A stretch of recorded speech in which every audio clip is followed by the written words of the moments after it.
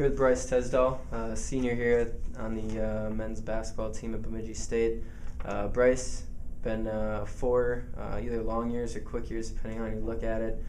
Let's go back to the beginning and just kind of talk about why you chose BSU in the end. BSU came on later in my career as a high school senior. They started turning it up when the state tournament and when we played sectionals here and we won it here at BSU. And I guess with Coach Bowen and Coach Tiers then being the assistant, I just developed a quick relationship with them, and it just seemed right. And it was different in high school where we were very, very successful in the 4 years that I played high school basketball. And just looking at Bemidji State and in the past, and Coach Bowen's getting off, it wasn't successful right away, and I wanted a new challenge, and I think that was the biggest reason why I came to BSU to start. So you get on campus, freshman, you're inserted in the starting lineup immediately, end up leading the team in assists. What did you take away from your first year at BSU? I took a lot of valuable lessons away from the college game. It's a big jump from being a high school senior to playing at this level, at the Division II level, and being in our conference. So I just took away that I needed to be faster, I needed to be smarter, I needed to be stronger, developing into my sophomore, junior, and now my senior year. And you learn a lot of valuable lessons during your freshman year.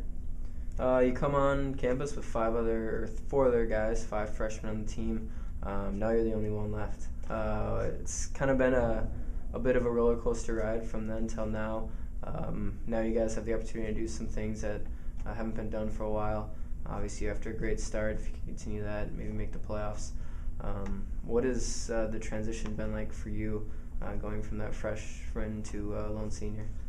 It's been a learning experience, to say the least, but it's been a long road. But through my first 3 years here, but it's been valuable to who I am now, to what I was like as a freshman. My first 3 years were up and down. There was a lot of changes during the team, but that's all part of life, and it's just how you take that positively or negatively, and how we're going to get better. And obviously, it's taken since my 4th year to put us at the level where we can play at the elite level, and that's part of life. And I think now we have the pieces to the puzzle, but we can't be satisfied with a good start, and it's going to be how we finish and how this conference season goes, and January and February roll around, and if we can win games. Talk a little bit about the assist record. Obviously, you get on campus, you're used to scoring and distributing the ball in high school, lead the team right away in assists. Did you realize you were going to be racking up by the end of your career over 400 assists in your 4 years? Probably not. I've never really been big into the individual accomplishments that I've had during my career in basketball. I've always been about the team, and that's the biggest thing. But getting on the team and just not expecting to play 30-35 minutes since the start of my career, I wasn't really expecting that at all. But just having the opportunity and Coach believing in me and just putting me out there and watching me grow. And it's been a great individual accomplishment, and I'm very proud of it. But I got to thank the teammates that I've had during the 4 years, because you can't get an assist without having the person score the basketball. So I've had a lot of good teammates, I've had a lot of good scores, and hopefully this year I've had a lot more options. How about what goes into an assist? The vision, the awareness, understanding the offense. How is that? What do you take pride in those type of categories, I guess? I think just being a leader overall on the floor, knowing the plays, knowing other players' tendencies on my team help. Just every day in practice, developing more and more of a relationship helps, and just knowing where people are good in spots that they can score the basketball and more efficient. And I think just having a good feel for the game really helps too. I've always been around basketball; it's just in my blood, and just knowing the game also really helps. Don't take any offense to this, but off the court, pretty mild-mannered, go about your business. That ball goes up, and whether you win the tip or not, it seems like you flip a switch. Can you kind of talk about your on-court passion and energy you bring game in and out? I am pretty mild-mannered in fact off the court. I mean, there's some times where I can get pretty energetic, pretty about it, but on the floor, it's what I love to do. There's nothing more in life that I just want to go out and do, and knowing that I only have 1 year left and my games are very limited that I have left in my career, and it's just I just love being out there, love being with my teammates, and I'm going to show it no matter if you like it or not. I'm going to be confident, be energetic, and I just love the things that I do, and just being able to have the opportunity to do what I do, and I'm not going to take anything less of it. I think my favorite thing is your first assist of the game usually gets a scream to the rafters. Do you ever get in trouble with any opponents with your little extra passion after a play like that? I think they know. Most of the teams know, and most of the players I know on different teams know who I am and what I'm about. But it's just all part of the game in my mind. I mean, if you're not going to be energetic and love and have a passion about what you do, I mean, why are you really doing it? So I think that's what I'm all about and will be as a person, no matter if it's basketball, a future job, whatever, being a family man. I think that's how it should be. Got to talk about your shot. Kind of just talk about if you can remember where it originated, or if that's just how you started shooting, and then maybe your coaches as you moved on, including your dad, if they ever tried to change you.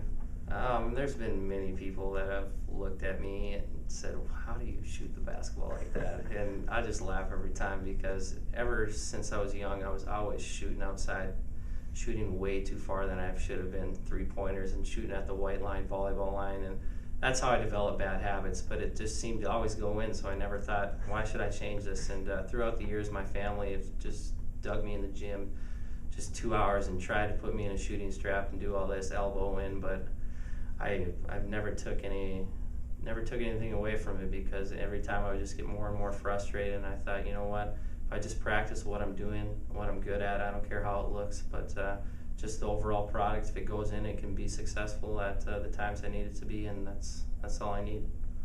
You mentioned a little bit about your family. You come from a rich history of basketball in your family, both on your mom and dad's side. Obviously, your mom's dad and his historic coaching career, all her brothers, your dad at Crosby Ironton. Just talk a little bit about growing up in a basketball family like that.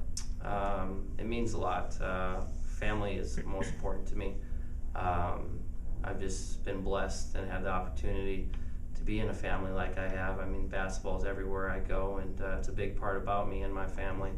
And my grandpa McDonald, who's the most winningest coach in Minnesota, has had a great and dramatic impact on my life on and off the floor, just teaching life lessons, how life should be with basketball and without basketball in your life. And basketball can teach a lot of valuable lessons, and I think the sport has really changed my life and changed who my family's, who they are, what they value, and just the opportunities we've had through basketball and through the sport has helped me out tremendously, and still affects my life and my family's life a lot. What is it like when that side of the family gets together and there's a hoop and a ball laying around? Does it get pretty serious? Yeah, it gets pretty serious. Every Christmas we go up to Chisholm, and there's 20 grandkids running around the gym, aunts and uncles up there, and we're playing horse, we're shooting around, and Grandpa always comes down trying to critique everybody's game, and it's pretty funny, especially watching the younger ones. He's always giving them money to see how many baskets they made and stuff like that. So it's a good time, and I wouldn't want it any other way. And like I said before, family's most important, and I think if you have a collective bond within a family, it just makes it that much better. This year you were fortunate to bring your family into your basketball family at BSU with your younger brother Brock on the team. 8 games in, it's been 3-4 months, a full semester. What's it like having your younger brother on the team? I love it. Just having him miss a year of basketball last year, not really having it in his life. You could tell he wasn't the same person, and he missed basketball, and I missed him. And my first 3 years, I didn't really get to see him that much because he was playing back in Crosby, being at NDSU for a half semester, then coming here. and it means a lot for me and my family to have him on the team. I know the guys really enjoy him, and it just means a lot to me enjoying my senior year with him, having my family only having to go to one spot and watching us both be on the court and the bench on the same team. It means a lot, and I think it goes a long way this year. Let's move away from the court. You're a senior. You got one semester to go. What do you have plans-wise? You're a physical education major. Yep. Do you have any hopes, dreams, aspirations when it comes to a career outside of basketball? Next fall I have to student teach in order to get my degree. So I have to do student teaching somewhere. I don't know if it'll be in Bemidji or somewhere else, but next year I plan on student teaching as well as volunteering with the college programs somewhere. I don't know if it'll be at BSU or somewhere else. I haven't really thought about that. Just been trying to focus on what I have now. But in the future, I'd like to get a graduate assistant somewhere the following year. And my biggest dream, and always been my dream, is being a college coach. So I want to get in that field. That's what I love doing. I love working with kids, and I can't see myself doing anything else. I know I've talked to Coach Bowen and a lot of other coaches about it. It's a journey, it's a process, but I can't see myself doing anything else. You're very active in the elementary schools in the area. What kind of things drives you to put your time, even in season, into younger kids like that? Well, when I was a younger kid, people were always in my life having a role model, and it's really characterized who I am today. So anytime I have the opportunity to be in and affect someone's life younger than me and give them the opportunity and just show them and have them learn about what life can be about, just putting hard work into school and realizing that the books are important along as with family and other things that go along with life. I mean, if I wouldn't have that, I wouldn't be the same person I am today. So just being able to affect kids' life on and off the floor or whatever they are interested in is a big part of my life as well. Do you have a favorite, a greatest moment so far at your career at BSU, or are you kind of ready to make a new one? I'm ready to make a new one. I think this year's a great opportunity for that. Looking back on my previous 3 years, I think playing and beating Winona on Seth Hakey's shot to put it in overtime was probably one of the best moments in my career. Obviously, as an individual, breaking the all-time assist record was a pretty big thing as well. But anytime you get a chance to play at Winona and beat Winona, that's a good thing. And I think that shot and beating them in overtime that year was probably one of the best moments I've had at BSU so far. But as a culminating one, it's been a great experience, and I hope to make many more this year. If there is one thing, what will you miss most once your time is done here at BSU?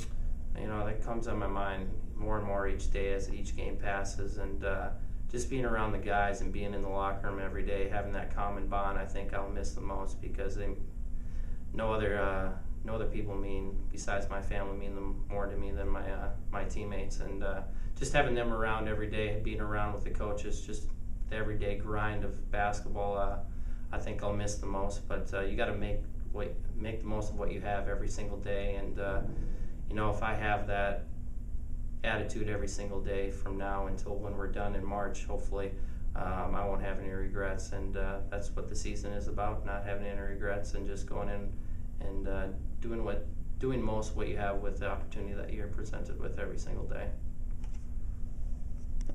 We're here with Matt Bowen, head coach of the Bemidji State men's basketball team. Matt, we're here to talk a little bit about Bryce Tesdahl. So why don't we start out with the first time you saw Bryce play and then the process of recruiting him? First time I saw Bryce play was when he was a junior, and known as a prolific scorer at Crosby-Ironton, leading his team, very good high school basketball team, to a lot of wins. And when I watched him shoot, I was a little bit frightened, to say the least, and couldn't believe that he was able to score that many points with that unorthodox of a jump shot. But kind of kept him on our list, and quite honestly didn't think much else of him as a junior, and then continued to watch him play as a senior. And as I watched him play more with his leadership ability and his ability to run a team and see the whole floor, you could tell that it was going to be a really good fit for us. Talk a little bit more about his shot. Obviously, you've been in coaching for a long time? Is it something you've seen before? No, I've never seen it. It's almost like a convulsion. It's a throw, it's a shot, but you know what? You don't mess with results. He's been able to score a lot of points both at Crosby-Harrington here at Bemidji. Obviously, he has tremendous aim, tremendous ability to get the ball up to the rim, and you know what? It's not how you do it. It's the result that you get. And Bryce is, although unorthodox, able to score some points. He comes onto the campus first year, gets some starts, leads the team in assists right away. Over the years, what is it about Bryce Tesdahl that he brings to this program? Bryce has a tremendous amount of leadership ability, some toughness. I think he's charismatic to be around. People enjoy playing with him, and he's a perfect fit for our offense. He's not your prototypical point guard. He may be a step slow, but he makes up for it in his vision and his ability to see the floor, his ability to run our offense, which is based on multiple reads. He does present matchup problems with his size, and you know, he might not be the quickest guy, but yet he can score from a lot of different areas, and he gets people the ball in the right places where they can score, and that makes him very fun to play with.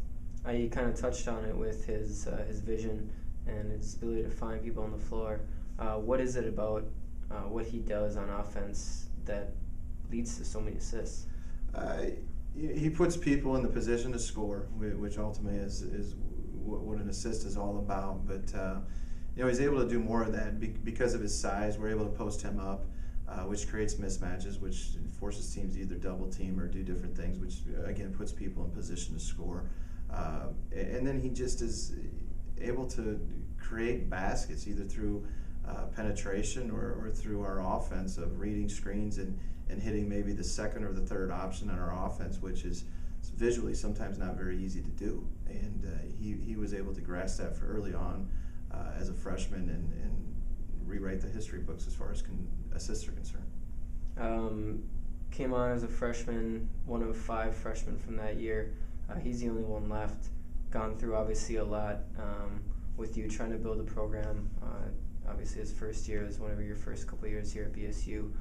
What are you going to miss when Bryce graduates in the spring? You'll miss the steady day-to-day assurance that you're going to have a strong leader on the team. You're going to have someone that's going to take care of the ball. You're going to have someone that knows exactly what I want from an offensive standpoint and knows how I want it done. I think he brings such a strong leadership quality of this is how you behave on the floor, this is how you behave off the floor. He has a very great sense of just basketball knowledge, more so even from just the X's and O's, but just how to run a team and how a team is supposed to behave, and we'll miss that next year. You touched on it with his presence off the court, presence on the court. Kind of one of those mild-mannered guys off the court. You get him on the court and he's screaming, he's yelling, screaming to the rafters. Have you ever tried to kind of bring him back in a little bit when he gets going kind of on the court? No, actually it's just the opposite. I've tried to see if I could manifest some of that passion and energy that he has on the court to get it to be off the court, but that's not how he is. Bryce is very quiet off the court, very unassuming, more of a leadership style is you know, follow me, not going to be a very vocal leader, not going to be a very pressing leader as far as vocally getting on people, but you know, he leads by example, and it's almost just the opposite when he gets on the floor. He's very vocal, very passionate, very excited, and I've tried to do just the opposite, but you're not going to change a leopard, make him change his spots, I guess.